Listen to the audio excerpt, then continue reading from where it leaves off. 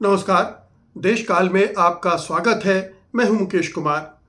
दोस्तों, बाहर से देखने से ऐसा लगता है कि इजराइल बहुत ही मजबूत देश है, बहुत शक्तिशाली देश है।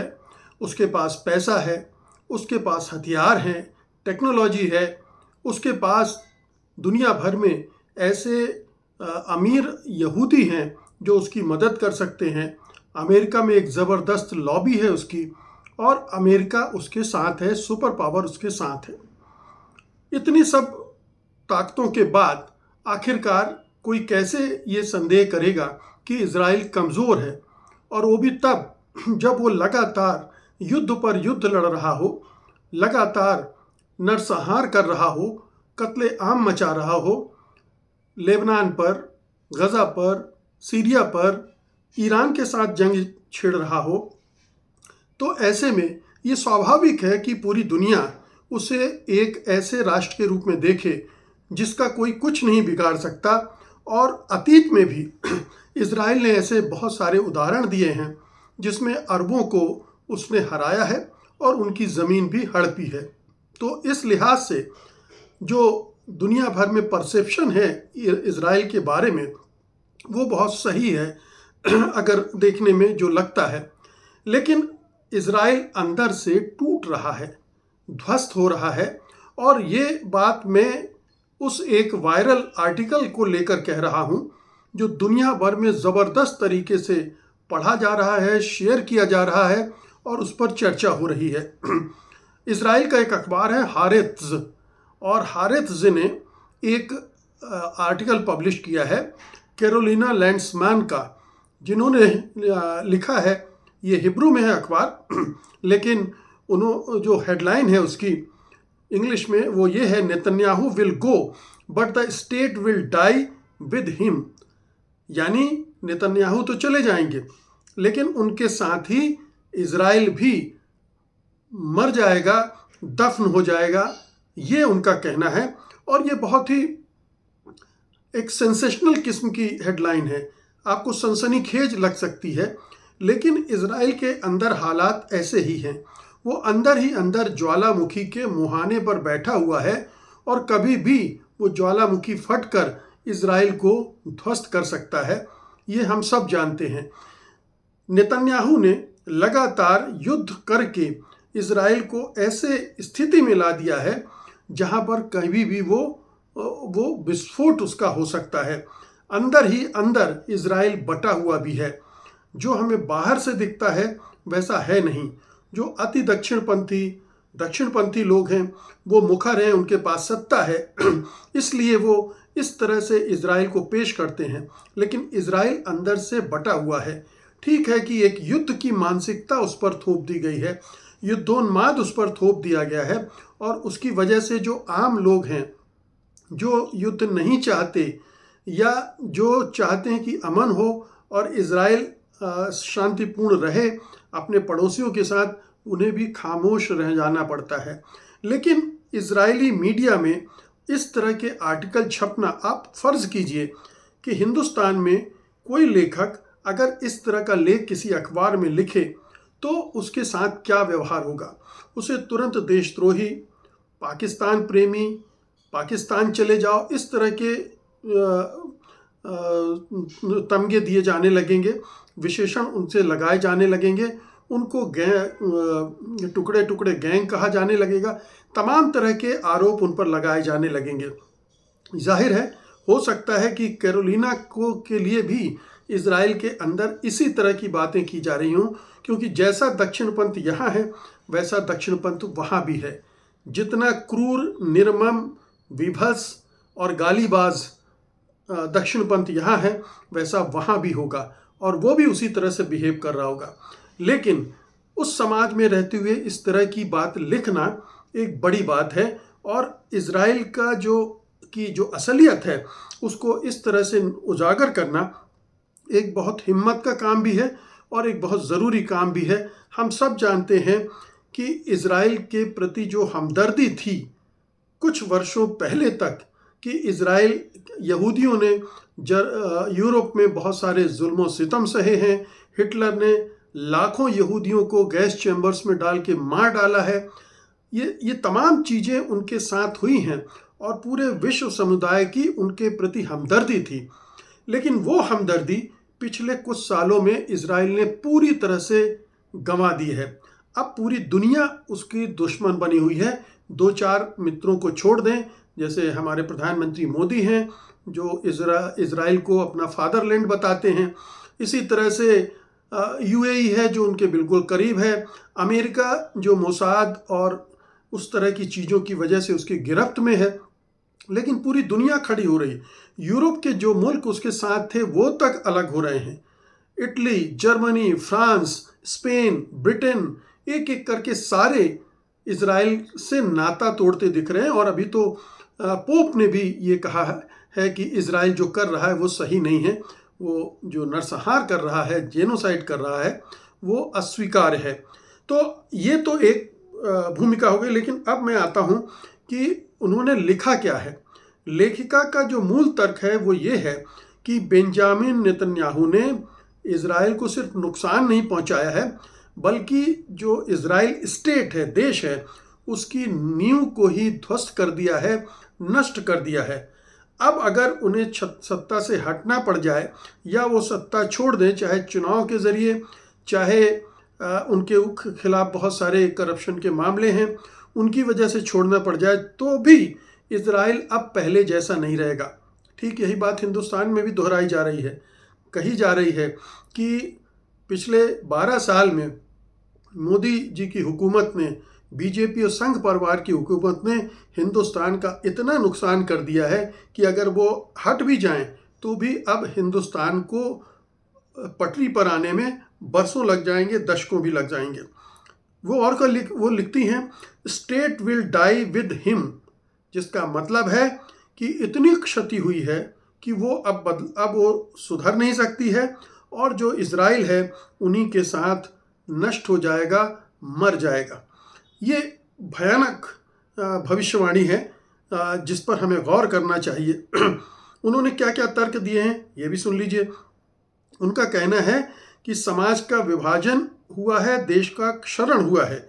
नेतन्याहू ने पूरे देश को एक्सट्रीम राइट, अति दक्षिणपंथी राजनीति और हिंसा की संस्कृति की तरफ खींच लिया है। हिंसा की संस्कृति, समझिए, कल्चर ऑफ वायलेंस, ये समाज में भर दी गई है, राजनीति में भर दी गई है। ये एक बहुत ही विस्फोटक कॉकटेल होता है जिसमें बहुत दिक्कत आती है। उन्होंने एक उदाहरण दिया है कि इंडिपेंडेंस डे पर एक 21 वर्षीय हिरजा पिज्जा हट कर्मचारी की हत्या जैसे मामले अब इजरायली समाज में हिंसा को सामान्य बना चुके हैं। ये हो रहा है वहाँ। फिर उनका कहना है कि बेंयामिन नेतन्याहू ने इजरायली डिफेंस फोर्स को कमज़ोर कर दिया है। उन्होंने आईडीएफ को युद्ध और राजनीतिक हस्तक्षेप कर के थका दिया है। लेबनान, गाजा आदि में सीज फायर या नीतियों से सेना की क्षमता प्रभावित हुई है, क्योंकि जो सीज फायर भी की है उसको भी वो पालन नहीं करते हैं और सेना को लगातार युद्धों में झोंकते रहते हैं। तो एक तरह की थकान भी आ गई है, एक तरह का गुस्सा भी है सेना में। फिर वो कहते हैं कि न्यायपालिका डरी हुई है। सुप्रीम कोर्ट कॉन्स्टिट्यूशनल क्राइसिस टालने की कोशिश कर रहा है। न्यायपालिका पर हमले से उसकी स्वतंत्रता खतरे में है। ये जो नेतन्याहू साहब हैं वो जुडिशियल ओवरऑल करना चाहते थे, उसके खिलाफ प्रदर्शन हुए, वो ठंडे बस्ते में चला गया। हमारे यहाँ भी ये सब चल रहा है कि जुडिशरी को कैसे बदला जाए, कैसे अपने नियंत्रण में लिया जाए। वो हर दक्षिणपंथी नेता करता है, वहाँ भी हो रहा है। मीडिया में इस कदर गिरावट हो गई है कि वो अब सच बोलने से मना कर रहा है। गोदी मीडिया वहाँ बन गया है। जैसे यहाँ पर गोदी मीडिया है वैसे वहाँ भी गोदी मीडिया है। जो इजरायली संसद है, कनेसेट, वो बिल्कुल संतुलन खो चुकी है। जो ज़ायनिस्ट पार्टियां हैं वो पूरी तरह से उस पर हावी हो गई हैं। राजनीतिक गठबंधन और चुनावी गणित पर फोकस है, लेकिन जो असली समस्याएं हैं इजरायलियों की, उनका कोई समाधान नहीं ढूंढा जा रहा है। फिर वो कहती हैं कि फिलिस्तीनी मुद्दे का कोई समाधान नहीं हो रहा है। नेतन्याहू समाधान नहीं होने दे रहे हैं, जिसकी वजह से गजा, वेस्ट बैंक जो ऑक्यूपाइड टेरिटरी हैं उनमें हिंसा निरंतर जारी है। इस वजह से जो कई ऐसे कैबिनेट मंत्री हैं बेन्यामिन नेतन्याहू के मंत्रिमंडल में जो इस हिंसा को बढ़ावा दे रहे हैं और जिसकी वजह से कोई पॉलिटिकल सल्यूशन गजा और फिलिस्तीनी संघर्ष का नहीं निकल पा रहा है।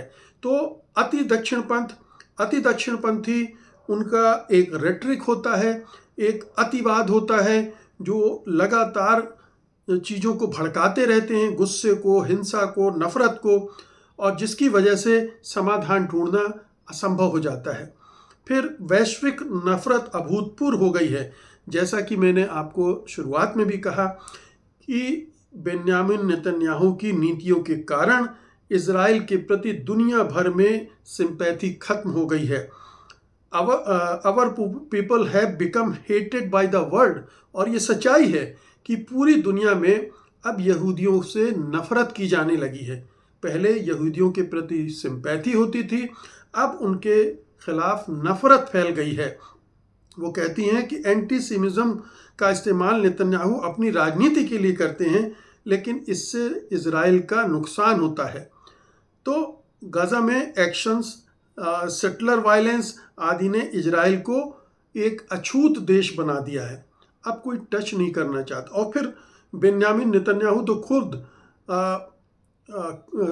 वार क्रिमिनल घोषित किए जा चुके हैं इंटरनेशनल कोर्ट ऑफ जस्टिस के जरिए।